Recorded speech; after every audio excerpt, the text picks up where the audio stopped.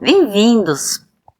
Hoje nós vamos falar de um tema super interessante, que é a criatividade. Você assistiu o nosso Clube do Livro anterior, que é um livro do Rick Rubin sobre criatividade. Esse capítulo vai ser para você. Se você não assistiu, também vai ser para você, e você volta lá e assiste. A gente vai explicar o que é ser criativo, como se faz para se tornar mais criativo, como funciona a criatividade na nossa mente. Bom, meu nome é Thaís Salan. Meu nome é Daniela de Oliveira. Você está no tempo próprio.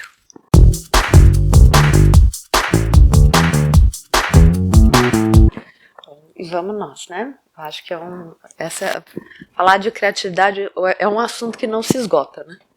A gente pode ficar aqui falando, dá bastante tempo de assunto, porque é algo que está muito presente na nossa vida, tem muito estudo e, ao mesmo tempo, todos os estudos não conseguem dar conta do fenômeno em si.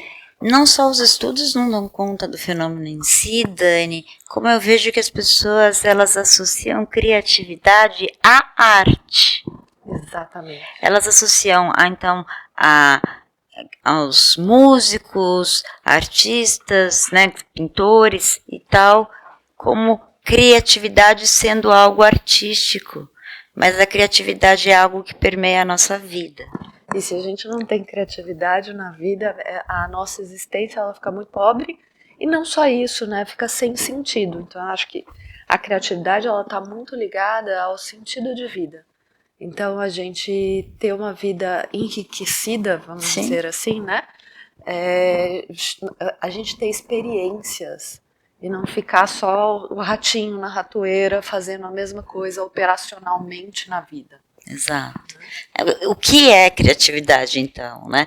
Acho que existem diversas definições do que seria criatividade, mas a essência dela é gerar novas ideias, né? Novas soluções ou maneiras diferentes de fazer algo. Então, é criar algo novo, né? Isso como muitos dizem que é a criatividade. Como eu falei, né, que as pessoas associam muito ao mundo artístico. As grandes invenções.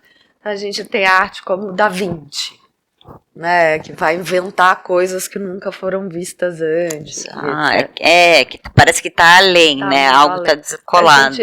A gente tem essas pessoas que tem o tampão da cabeça aberto demais, né? Que parece que vem aquela flutuação de ideias, mas a criatividade às vezes a gente usa no dia a dia, por exemplo, para a solução de problemas. Né? Então, quando a gente consegue, é o famoso pensar fora da caixinha. Exato. Então, é isso, né? De decisão. Acho que todo mundo já parou para pensar o que torna uma coisa criativa. Exatamente. Qual é o...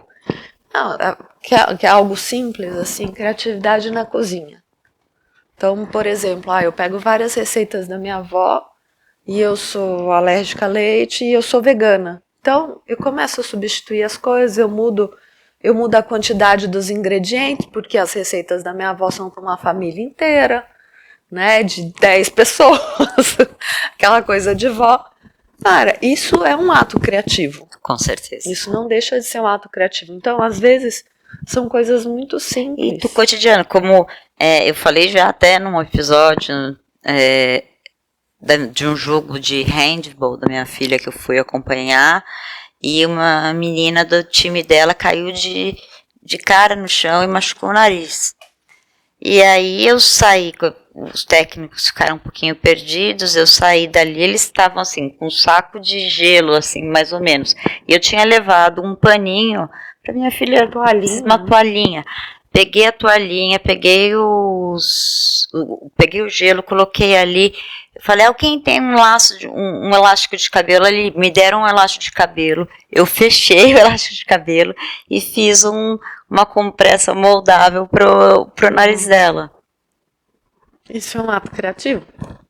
Né? Então a gente não é para se colocar num museu de arte moderna, nem nada assim, mas é você criar algo Exatamente. a partir algo novo a partir daquilo que você tem. Então, para mim, se você me perguntasse, Thaís, o que é criatividade? Então, para mim, criatividade é você gerar ideias novas ou inovadoras a partir da união de conhecimentos prévios com conhecimentos novos. Exatamente. Também eu concordo com essa definição. E é lindo, né? Sim. Eu converso com muita gente das artes, eu gosto muito, sempre foi algo que sempre me passou muito, né? Eu sempre tive muito em contato com artes. E dentro das artes, né, é um pouco isso também, é como a gente pega e a gente transforma algo que já existe às vezes. A criatividade, ela nem sempre vai ser completamente inovadora. A inovação, na verdade, ela está nisso. De às vezes a gente pegar uma coisa aqui, outra ali, né, e a gente fazer essa associação de ideias e aparecer com algo novo. Aparecer com algo diferente daquilo que já tem. E assim, tem outra coisa que se fala bastante dentro desse assunto da criatividade. Fulano é criativo, ciclano não é criativo, né? Então, será que existe exatamente isso mesmo, né? De uns serem mais criativos que outros? Como se fosse até uma sentença. Você é criativo, você não é criativo. Nasceu assim, vai morrer assim. Não nasceu com criatividade, não vai ter. Não adianta tentar nesta vida. E não, né? É claro que a criatividade, ela tem uma predisposição genética também, mas também tem de como uma pessoa é criada, qual é o ambiente onde essa pessoa está, né? Então a gente vê que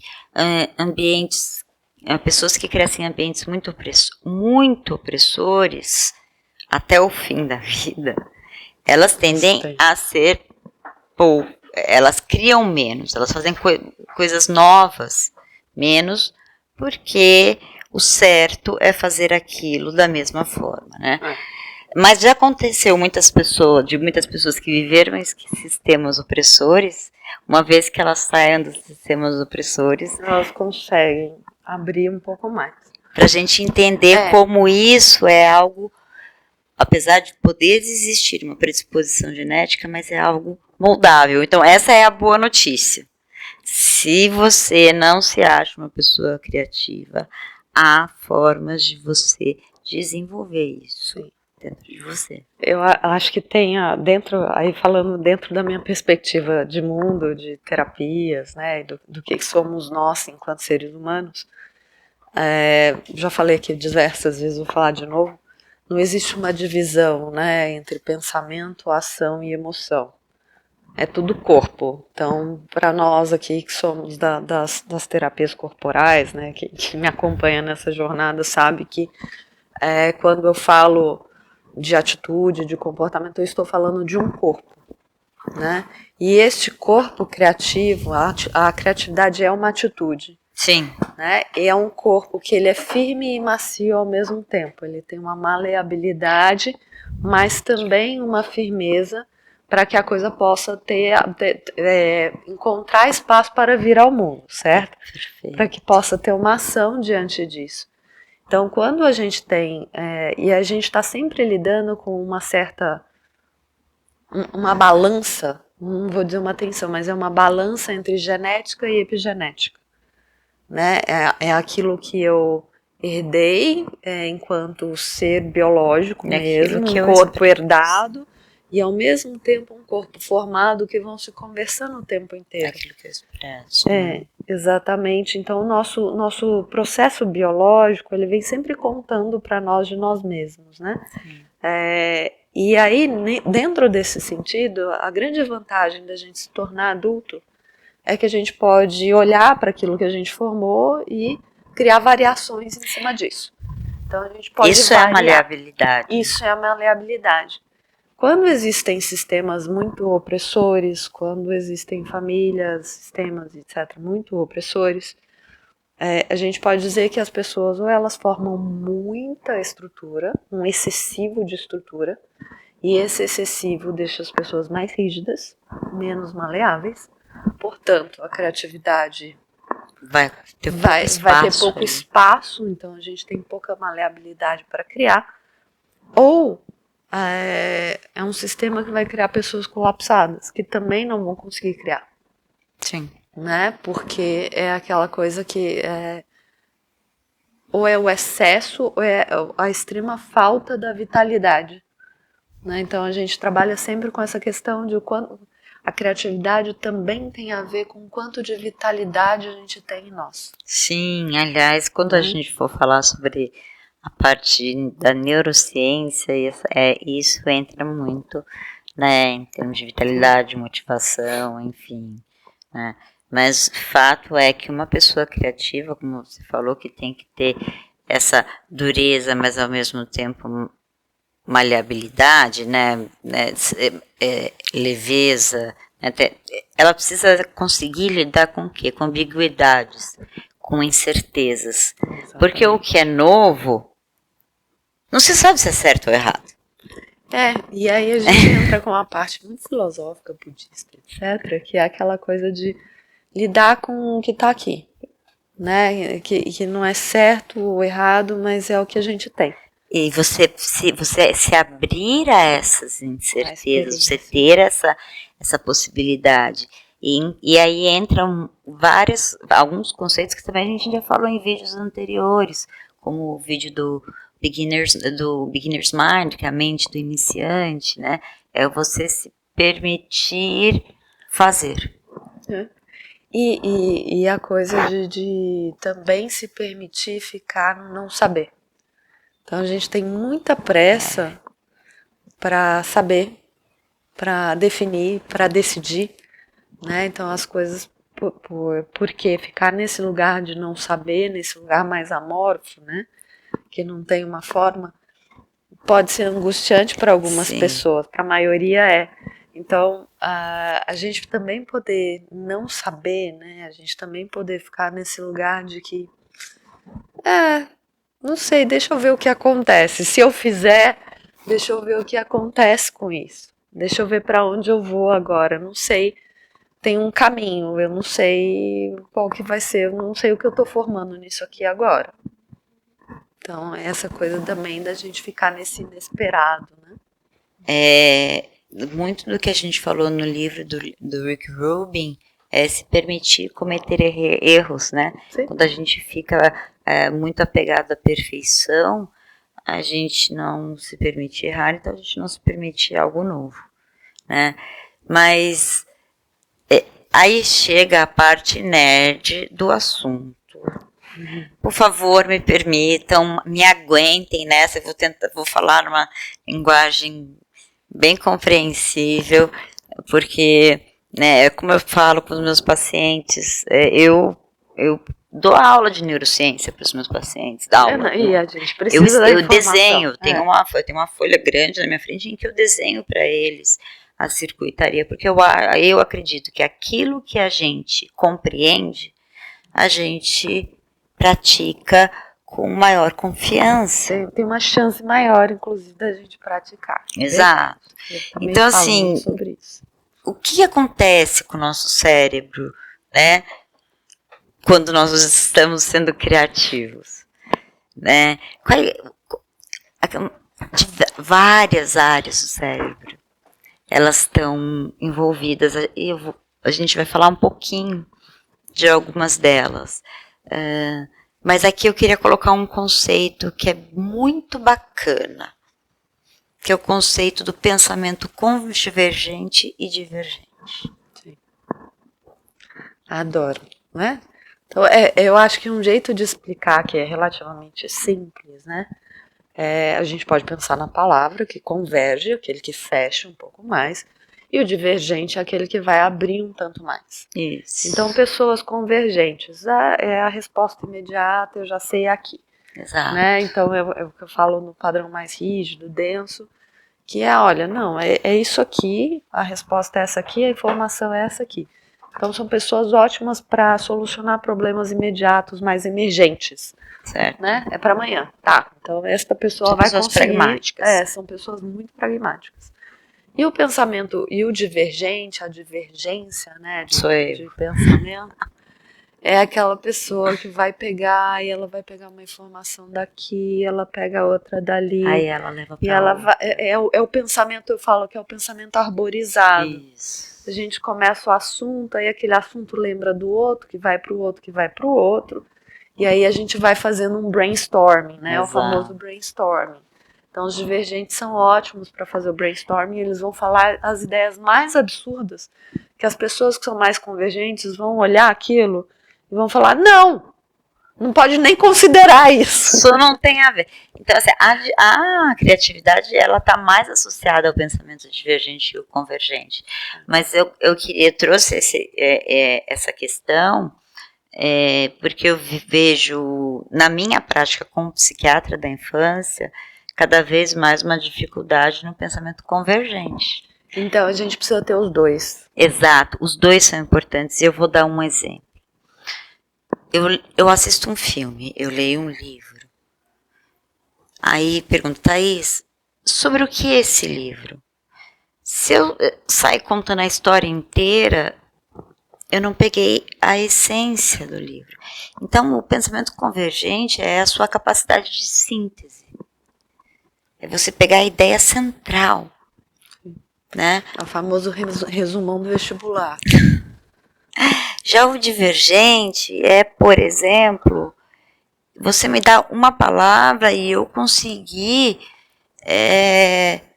explanar, né, destrinchar essa palavra, arborizando, né, abrindo. Fazer as associações que você pode fazer com essa palavra. Exato. Então, ambos são importantes.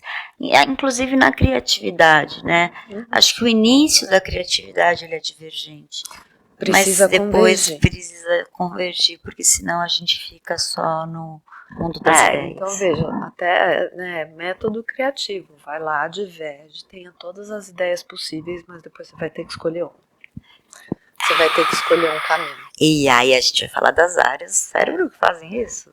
Exatamente. Aí, vamos lá, vai ter que escolher um caminho, não tem jeito. Até para colocar no mundo, porque senão fica só... Não, fica só na imaginação, nas ideias, e a gente fica vivendo na fantasia. E vamos lembrar, quando a gente fala de funcionamento cerebral, a gente está falando de estruturas, né? Então áreas, mas também de neurotransmissores, que são essas substâncias que fazem a comunicação entre as áreas. Em relação à criatividade, está muito envolvida a dopamina e a serotonina. Né? A dopamina muito mais em relação à motivação e a serotonina à gratificação. Então, por exemplo, o exemplo que eu dei no jogo de handball da minha filha, depois eu fiquei super satisfeita. Certamente, na hora que aconteceu aquilo, eu vi dopamina, motivação, urgência, Thaís vai lá, Thaís acha uma solução, serotonina. Fechou o ciclo. Thaís se sente bem. Então, esses são sistemas que são envolvidos, né? E aí, se a gente for extrapolar, como a gente vai fazer depois, isso interfere, né? Isso tem uma interlocução com a saúde mental. Eu me lembrei agora, a gente pode falar disso depois, do documentário do Miyazaki, que está na Netflix. Você vê que para ele criar um sofrimento, ele fica, você vê, a perninha dele não para de mexer, um cigarro atrás do outro, e ele não tá bom, isso aqui, não sei o que e tal. E aí, de repente, a hora que vê a cena fica pronta, tem um alívio, assim. Aí depois ele fala, nunca mais vou fazer isso, aí ele faz outro, né? O que a gente vê, assim, de uma forma bem simplificada, é que existe um aumento da conectividade das áreas cerebrais, como se fosse um curto-circuito. O momento eureka. que a gente já falou várias a vezes gente falou aqui. várias vezes no mundo de Eureka. E eu acho que tem uma coisa, né, dessa interconexão. É quase uma transcendência, né? Então, o ato de criar algo, de achar uma solução, de encontrar esse momento eureka, que muitas pessoas podem viver também, não é à toa que muitas pessoas que são muito criativas meditam também, né? Tem muita meditação envolvida também, até para não, muitos deles para não enlouquecer, porque que é o que eu tô falando, a gente precisa dessa maleabilidade, mas a gente precisa de uma contenção, a gente precisa de um contorno. Então, acho que entra nessa complexidade que é quase um banho, né? É como se o cérebro recebesse essa onda, esse tsunami, né? De uma certa vitalidade, de conexões que vão acontecendo. Né? Sim. E entrando aí em alguns termos mais específicos, mas que são termos muito falados hoje em dia. Então, a rede de modo padrão, que é mais conhecida como a Default Network, Default Mode Network. O que é Default Mode Network? É quando você não está pensando em nada específico, você não está focado em nada, não está trabalhando em nada. Você está parado ali, de repente imaginando alguma coisa ali no ócio. No ócio, o ócio é o grande exemplo em que o cérebro ele não fica parado. O cérebro ele fica nesse estado. Agora vocês já sabem qual é o nome desse estado, que é o Default Mode Network, ou seja, rede modo padrão. É o padrão da rede. Esse modo é um modo onde as coisas, como eu chamo de caldeirão, que o caldeirão fica misturando. Arranja tudo. Arranja tudo.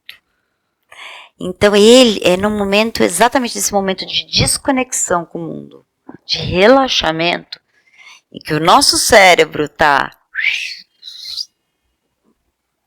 Que ideias improváveis colidem.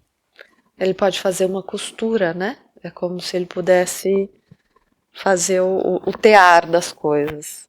Né? Ele faz a trança entre as coisas que estão ali. Uma tá aqui, outra tá aqui, outra tá aqui, pode pegar aquilo. Exato, só que aquilo, como você falou, né? Se você ficar arborizando demais, não...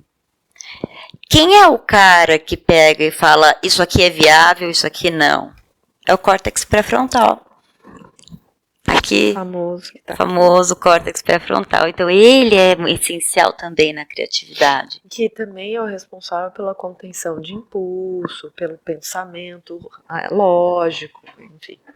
Então, ele vai pegar e vai filtrar essas ideias, vai diferenciar o que é viagem do que é criatividade. É o que se espera, né? E tem uma outra questão também que acho que é legal lembrar, é que dependendo do tipo de criatividade, a gente vai falar de áreas diferentes. Uhum. Né? Então, por exemplo, as áreas mais temporoparietais, essas áreas mais laterais, que tem a ver com palavra, ritmo, musicalidade, elas vão estar mais envolvidas na criatividade de música. Uhum. Né? Quando a gente fala mais do córtex occipital, que tem mais a ver com o visual, já é um outro tipo de criatividade. Mas, de qualquer forma... E a gente tem o córtex motor, que tem a ver com as danças. E o córtex motor vem a seguir, né? Então, só que o que eu acho que é muito interessante do córtex temporal é que ele nos permite um tipo de memória, que é a memória do que aconteceu antes. E lembra que eu falei que a minha definição de criatividade é quando a gente... A experiência anterior junto com a atualização de agora. Exatamente. E isso que é lindo, né? O córtex temporal, ele nos permite recuperar coisas antigas e fazer associação novas vivências que aparentemente não fariam sentido algum. Isso é importante na vida, né? Isso é muito importante na vida, né? E né, mais uma vez, eu falei o córtex temporoparietal, o córtex temporal, então ele vai estar na música, vai estar na escrita, e a gente já falou bastante sobre escrita terapêutica, por exemplo, a gente já falou sobre a música e a saúde mental, Sim. né? Então você vê como esses temas eles vão convergindo, eles têm um ponto em comum. E eu acho que assim, né, fazendo um adendo, uma das coisas preocupantes que a gente tem hoje em dia é que a gente não tem mais pausa, né? É justamente esse momento em que as ideias elas podem convergir, elas podem se juntar e a gente pode criar algo novo, ou seja, a gente pode ressignificar as coisas, a gente pode transformar em algo, ele está sendo cada vez mais escasso. Nós estamos perdendo cada vez mais essas oportunidades desse caldeirão, ócio. Desse caldeirão. Então, assim, eu falei do Default Mode Network, falei do córtex temporal, tem o córtex parietal, que eu falei temporoparietal, até unir os dois, né?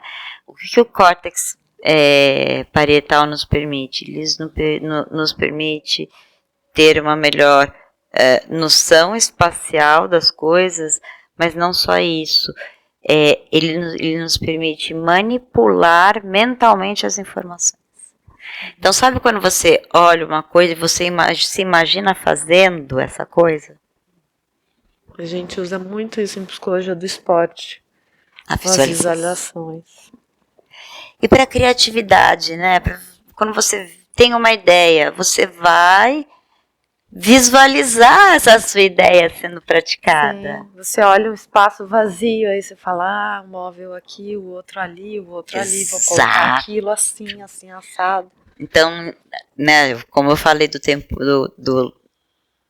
da região temporal em relação à música, escrita, agora eu estou falando da região parietal em relação a espaço, arquitetura, design. Mas, ao mesmo tempo, manipulação mental. Sim, de você pensar que cor que vai ficar boa com aquela outra, né? Até para escolher roupa. E agora o córtex motor. Tamo aí. Que você acabou, né? Que você bem falou. Né, que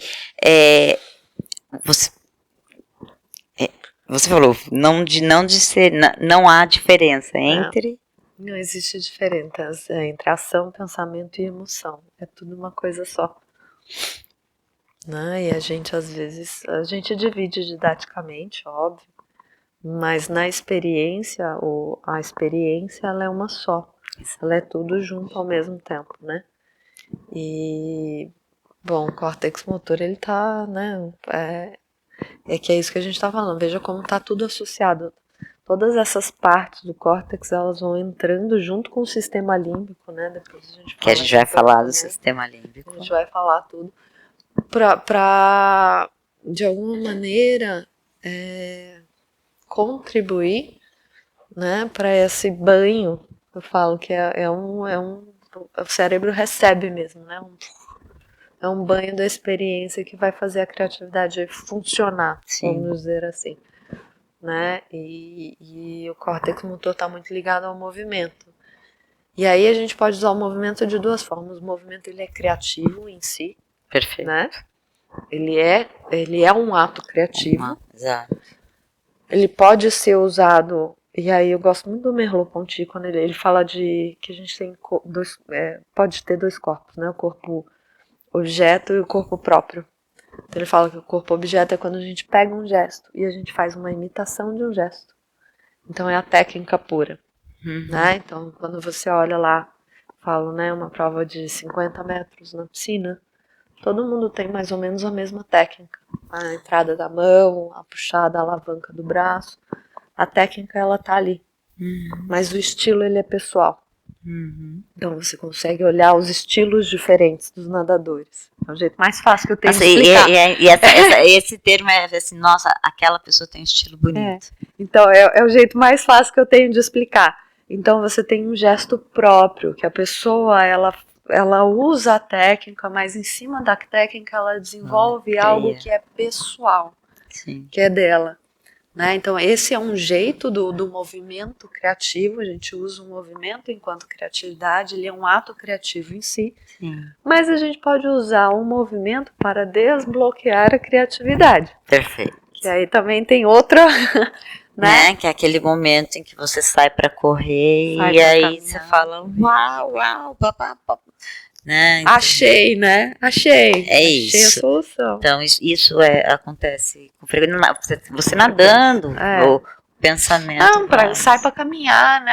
Tem um problema para resolver, não tá conseguindo achar a solução, sai para caminhar. Veja o que acontece. Não acredite na gente, vai caminhar e ver o que acontece. Exato. E o sistema límbico, a gente prometo que a gente está terminando essa parte de neurologia, né? Mas é bacana a gente entender o que a gente tem dentro da gente. Né? Sim, claro. É como a gente funciona, né? Assim que a gente também pode fazer as variações que a gente precisa. Exato. E aí tem o sistema límbico, que você tanto ama, né, com relação às emoções, à regulação emocional, né, e como a criatividade está ligada ao sistema límbico. Não existe criatividade sem emoção. Aliás, a gente não existe sem emoção também. Então, tamo aí. Então, surpresa, frustração, emoções intensas, elas acabam sendo catalisadoras de momentos criativos. De momentos criativos. Né? Para artistas, quantos músicos. Sim. Né? E a gente também poder entrar em contato. Então, assim, quando a gente fala de arte, principalmente, né, da criatividade na arte, a arte ela é boa quando ela afeta, né, o outro. O que é uma boa arte? Quando ela afeta. Quando eu sinto raiva, ou tristeza, ou alegria, eu gosto, não gosto, me incomoda, não me incomoda. Essa é a boa arte. E para nós, tudo aquilo que causa afetação, né, a emoção, ela é isso, ela nos move. Então, o sistema límbico, ele é responsável por isso, por receber essas respostas no cérebro, né, que estão acontecendo nessa afetação do nosso corpo diante do ambiente. E aí, diante disso, a gente produz uma resposta. Sim. Ideal é que a gente produza uma resposta, às vezes a gente só reage e a gente não tá muito sabendo. Aí voltem para os vídeos anteriores em que a gente fala muito sobre como diminuir a quantidade de reações e aumentar as respostas. Então, o processo criativo, ele é uma resposta. Né? Ele é uma resposta às afetações emocionais também. Sim. Então, então eu falo o seguinte, a questão, então muitas pessoas, elas, óbvio, a gente tem emoções que são desagradáveis, mas nenhuma delas é ruim para nós. Elas são um sinal, né? Como exatamente, elas são uma conversa do nosso sistema. E aí o que a gente vai produzir a partir disso é uma escolha. Sim. Né? O que eu vou fazer com a minha raiva, o que eu vou fazer com a minha tristeza, o que eu vou fazer com a minha decepção, com a minha felicidade, ela é uma escolha. Essa a nossa escolha pode ser um ato criativo. Sim, essa é uma conversa do córtex pré-frontal com o sistema límbico. Exatamente. Né? Então, mas eu li uma frase que eu achei sobre como que é o funcionamento neurobiológico da criatividade, né, é que é a união de várias partes do cérebro para transformar algo inspirador em inovação, algo que é inspiração em inovação. Olha, é bonito isso. Faz sentido. Né? E eu associo a uma orquestra. Sim. Onde você tem a orquestra em si, que é o modo de ser, o Default Mode Network. Mas você tem o maestro, que é o córtex pré-frontal. E você vai ter os outros instrumentos que vão dando os toques. Né? Então é bom que a gente saiba desenvolver nosso córtex pré-frontal no final das contas. Exato. Né? Mas aí você fala assim, puxa, Thaís, Dani, vocês estão viajando aí, estão falando de neurologia, mas o que, Pra que isso, serve? pra que isso serve? Pra que eu vou usar isso na minha vida? Né? Bom, bastante. Pra você, o que você imagina aqui? Olha, pra mim eu já falei no começo que eu continuo achando que não existe vida sem criatividade. A criatividade, ela é uma manifestação, vamos dizer assim, dos nossos estados de vitalidade. Aí quando eu falo vitalidade, gente, vitalidade de corpo mesmo, vitalidade nossa, aí você pode chamar de ânimo, de ti, de energia, o que você quiser, vitalidade. Né? Esse negócio que faz a gente estar aqui. Sim. É uma forma de autocuidado, né? Essa transformação, né? Talvez a inspiração possa ser a emoção e a inovação, o ato que você fez a partir daquilo, né?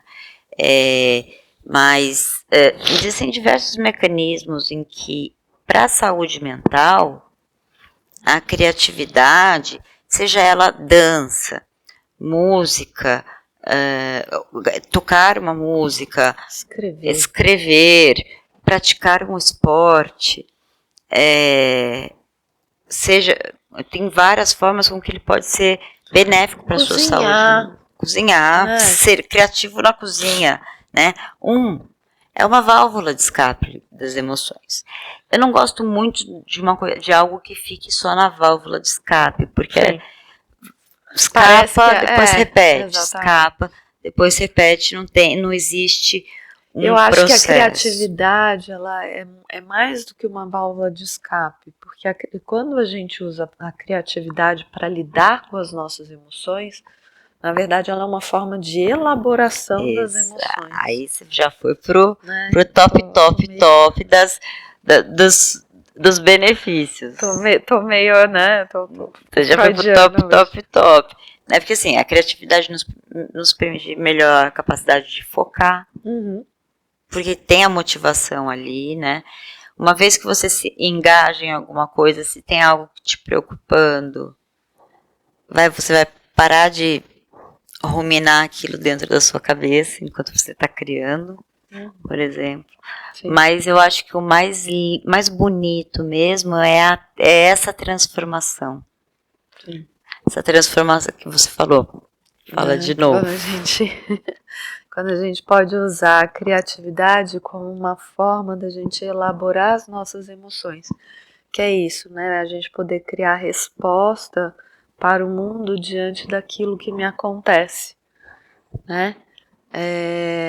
E essa é uma forma criativa de ser. E esse é um jeito da gente olhar para as nossas emoções e para as respostas que a gente pode dar como uma forma criativa, como um ato criativo mesmo. Então, quando a gente falando assim, né, e lembrando do Clube do Livro, o Rick Rubin, ele vive isso, né? Ele é uma pessoa que coloca muito isso na vida, né, na forma de viver, mostrando pra gente que dá pra fazer isso, né? Dá pra gente fazer isso na vida. Mas aí a questão é o como, né? Como é que a gente se torna seres mais criativos? Então vamos lá, né? Como é para todo mundo, não é só para seres muito especiais na vida. Sim, exato. Entendeu? Então a primeira coisa que eu acho que a gente pode pensar é como que a gente se coloca alguns desafios, aprender coisas novas, por exemplo. Quando a gente se propõe a aprender coisas novas, a gente está, permitindo ter a mente de iniciante, e 2, aumentando a nossa exposição a diferentes experiências. Exatamente. Então são informações que estão entrando, diferentes. E aí a chance de coisas diferentes se cruzarem dá algo bom. É maior. Se eu vivo sempre no mesmo quadradinho, eu não vou conseguir olhar para o mundo fora do meu. E aí eu não vou conseguir, né, ter novas ideias para associar com as antigas. Né? Ter algo novo para associar com aquilo que eu já tenho de experiência. Exato. Número 2. Dê espaço para a incerteza. Eu ainda acho que isso é bem difícil. Para mim seria muito zen budista. É uma prática zen mesmo.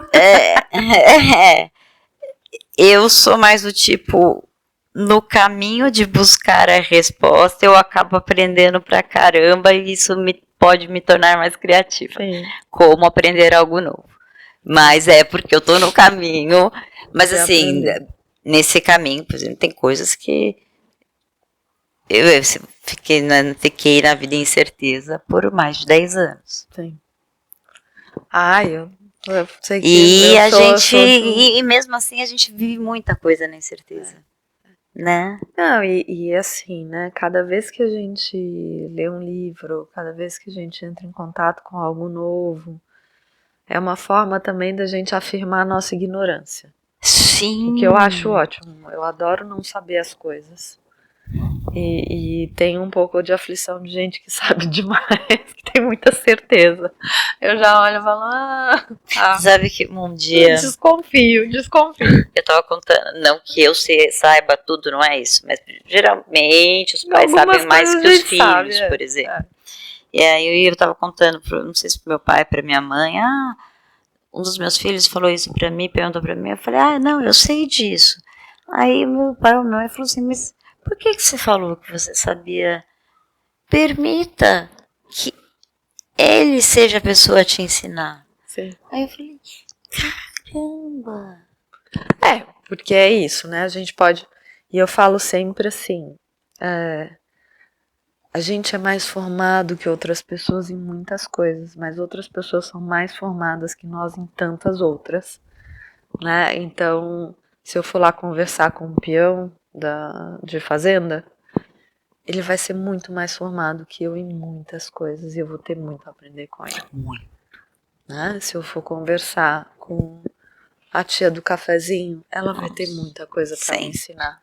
Sim. Né? Então, ela vai ser mais formada que eu num monte de coisas. Então, essa abertura para o outro, para a diversidade, ela abre esse espaço também para que a gente possa ser mais criativo na vida. Né? E olhar a vida de várias formas, né?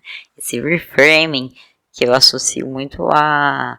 Então, o frame vem da fotografia, né? E quando a gente fala reframing, é você ver diferentes focos. E eu acho a fotografia uma arte fantástica. Uma outra dica é também estabelecer os momentos de pausa, né? Porque qual é o modo do cérebro que funciona nos nossos momentos de pausa? Vamos ver quem está prestando atenção. É o que dormiu. Network, Agora, o Default Mode Network, a gente tem que lembrar que não é simplesmente a gente parar, porque se eu paro aqui e aí eu tô pensando, nossa, mas amanhã eu tenho que fazer você tá ruminando alguma e a coisa. Conta que eu tenho que fazer e não sei o que, etc. Então, por isso que esses momentos de pausa são momentos específicos. É o momento do tipo, deixa o cérebro virar ameba um pouco. Como é que o cérebro vira ameba? Foca na sua respiração, pega alguma coisa para você se concentrar. Aí são as técnicas de meditação mesmo. Se concentra nas sensações do seu corpo. Né? De parar um pouco e perguntar, mas onde que eu tô morando mais em mim? Eu tô mais na minha cabeça, eu sinto o meu peito, eu sinto as minhas pernas. Eu sinto dentro de mim, eu não sinto nada, eu sinto o meu estômago, eu sinto o meu coração batendo. Só de você fazer isso, de mudar um pouco essa percepção para ir um pouco mais para dentro, isso já ativa esse lugar do cérebro poder sossegar, porque a gente dá casa pro cérebro, né? Sim. É a gente poder... Porque o cérebro... tudo que o córtex quer nessa vida é criar asinha e sair voando. Então a gente que tem que pegar ele e trazer, porque senão ele vai embora. Acho que a subcortical, que é essa córtex faz, não vai. O córtex que vai lá, porque amanhã, porque depois, planejamento futuro. Não, o córtex quer certeza. O córtex quer pegar asinhas e sair voando. É verdade. Quer sair voando. Nesse sentido, Então, nessa leitura. A gente tem que pegar ele e trazer de volta. Falar, não, é aqui, pezinho no chão. O que está acontecendo aqui agora, entendeu? Bom, a quarta e última dica aqui que a gente vai dar para você se tornar mais criativo é se cercar de inspiração. E eu acho muito importante a gente falar sobre esse termo, inspiração. Muitas pessoas, elas confundem inspiração com imitação. São coisas diferentes. São coisas diferentes. Muitas vezes eu posso repetir algo muito semelhante ao que uma pessoa faz, não porque eu estou imitando, invejando, mas porque ela me inspirou. Porque ela é uma pessoa que eu falo, puxa, quero me aproximar de ser parecido com algo. É uma modelagem, né? exato. Modulação diante de uma modelagem. Eu vou fazer primeiro uma modelagem, então vou usar o esporte de novo. Primeiro eu preciso aprender a técnica para depois eu criar um estilo. Exato. Não tem jeito. Não tem jeito. Então a gente modela primeiro, para em cima daquela modelagem a gente criar uma variação. Nossa. Sim. E como também assim, conversar com pessoas que você considera interessantes. Sim. É uma delícia aprender com pessoas. Ler livros. Ler livro, ver filme. Qualquer contato com arte, né? Assim, vai ver uma exposição, ver um quadro. Tenha plantas na sua casa, porque as plantas são inspiradoras. Novas influências e novas experiências são essenciais para novas ideias. Exatamente. Né? Nossa, tô falando frases bonitas hoje. Tá inspirada. Tá inspirada. Inspirada. Bom. Acho que é isso, né? Na verdade, é trazer o recado final do quanto é importante a criatividade na nossa vida cotidiana. Pra gente usar pra viver, pra nos manter vivos mesmo. Eu acho que na pós que eu tô fazendo, eu tive um módulo que era com a Denise Fraga. E o nome do módulo é A Arte para Não Morrer em Vida. Né? Então eu acho que é isso, a gente precisa da criatividade para viver a nossa vida cotidiana, pra gente não ficar que nem zumbi, pra gente não morrer em vida. Eu ia aqui nessa frase, né? A criatividade está em cada canto, basta olhá-lo. A forma de olhar as coisas muda. Exatamente. E a criatividade vem junto. Exatamente. Se você gostou do que a gente falou, do nosso assunto, se inscreve no nosso canal, deixa o seu joinha, compartilha com quem você acha que também vai curtir. A gente também conta com um comentário de vocês, sugestões de temas aqui embaixo. E até a próxima. A gente se vê.